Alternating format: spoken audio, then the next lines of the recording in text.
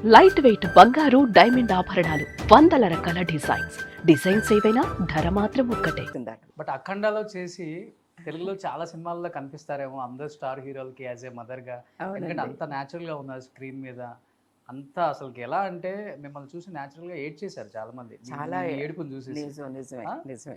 ఎందుకని గ్యాప్ ఇచ్చారు మళ్ళీ? అంటే తెలుగులో కూడా అలాంటి సబ్జెక్టులు రాక కాదు, వచ్చినాయి ఒక 4-5 వచ్చినాయి, but they were not very good concerns. Boyapati గారి కళ్ళకి నేను ఎలా కనిపించానో తెలీదు. చలపతిరావు గారని ఒక పిఆర్ అనమాట, ఆయన సజెస్ట్ చేశారంట, మంచి ఆర్టిస్ట్ అండి మీరు ట్రై చేయండి అని.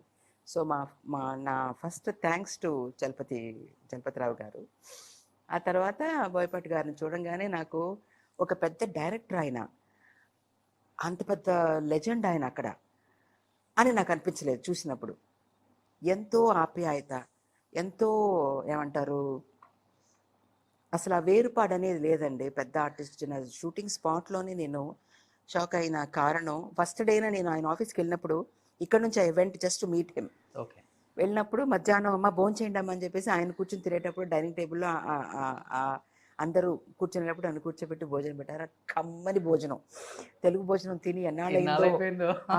దోసకాయ పచ్చడి, తోటకూర పప్పు, బెండకాయ కలిపి పెట్టిన బెండకాయ పులుసు, అవన్నీ చూసి నాకు అసలు ఆనందం. నాకు పిక్చర్ వస్తుందో లేదో తెలియదు, భలే మంచి భోజనం దొరికింది అనిపించింది. వచ్చేద్దాం ఫ్లైట్ లో, శుభ్రంగా తినేసి వచ్చేద్దాం అని అనుకున్నా. బట్ ఆయన తర్వాత ఏ ఊరమ్మా ఏంటమ్మా అని అడుగుతున్నప్పుడు ఆయన చాలా సంతోషపడ్డారు. మా ఊరు గుంటూరు, కారంచేడు పక్కన మునిపల్లి అనే ఊరు మా నాన్నగారిది. మా గుంటూరు అమ్మాయి, ఈ గుంటూరు. సో కొడాలి, ఇంటి పేరు కొడాలి చక్రధరరావు గారని మా నాన్నగారు. చదువు కోసం చిన్నప్పుడు చెన్నైకి వచ్చేయటంతో ఇక్కడ సెటిల్ అయిపోయాం అనమాట యాక్చువల్లీ. ఓకే. సో అలా. సో బోయపాటి గారిని గురించి నేను చెప్పాలంటే చాలా చెప్పాలి. వండర్ఫుల్. నేను ఎంతో మంది డైరెక్టర్లతో ఇక్కడ వర్క్ చేశానండి. ఏ మాటకి ఆ మాట చెప్పాలి. I have not seen such a human being.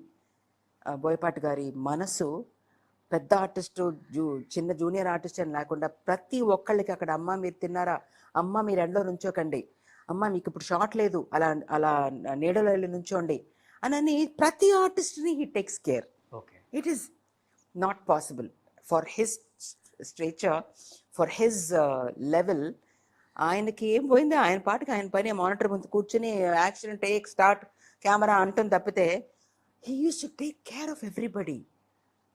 మంచినీళ్ళు ఇవ్వండి అందరికీ. అంటే జూనియర్ ఆర్టిస్టులు ఆ ఇల్లు అటువంటి పెళ్లి సందర్భం కదా అది.